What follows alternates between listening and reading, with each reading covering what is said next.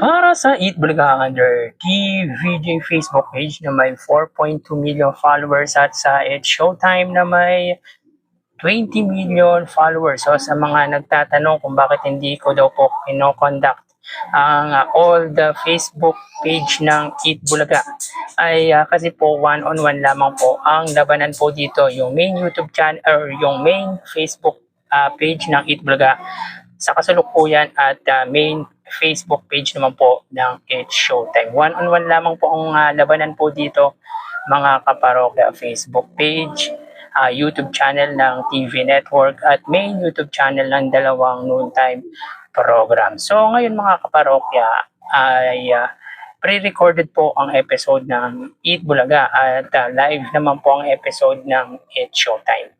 So sa oras na 2:19 mga kaparokya, umpisahan natin. Ang It's Showtime po ay may kasalukuyang segment na tawag ng tanghalan. So birthday nga po pala ni Darren Espanto ngayong araw. Samantalang ang Eat Bulaga naman po ay may segment na Gimme 5. So as you can see mga kaparokya, ang It's Showtime po ay may 1,200 viewers. Samantalang ang Eat Bulaga ay may 2,500 live viewers.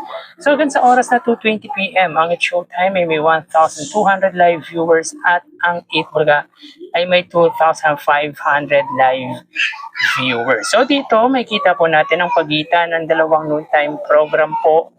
Pagdating sa kanilang Facebook Live ay 1,300 views at lamang po dyan or pabor po dyan ang Eat Bulaga. So magawi tayo sa TV Network YouTube channel ng dalawang noontime shows.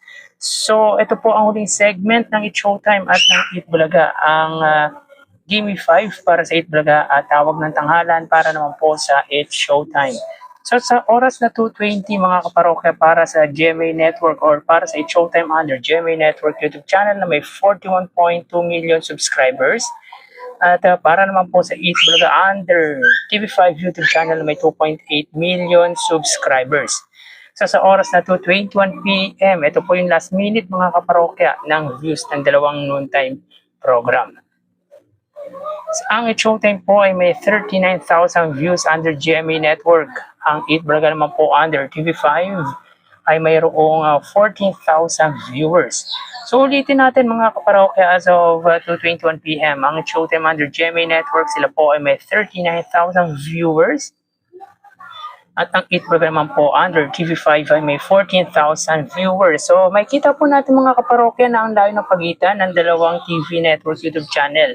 Lamang po ng 25,000 dito ang GMA sa TV5. So magawi tayo sa main YouTube channel ng dalawang noontime shows.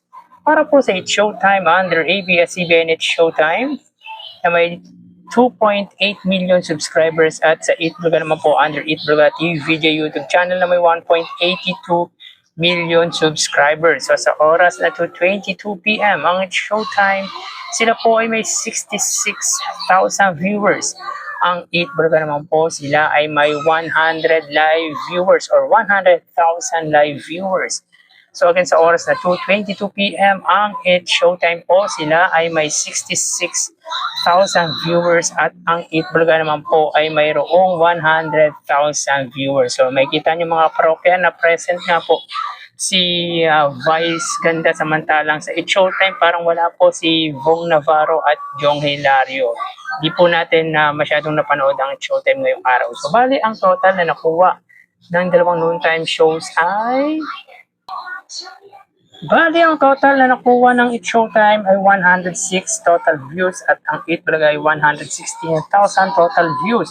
Sa Facebook Live, 1,000 sa It's Showtime, 2,000 sa Eat Bulaga.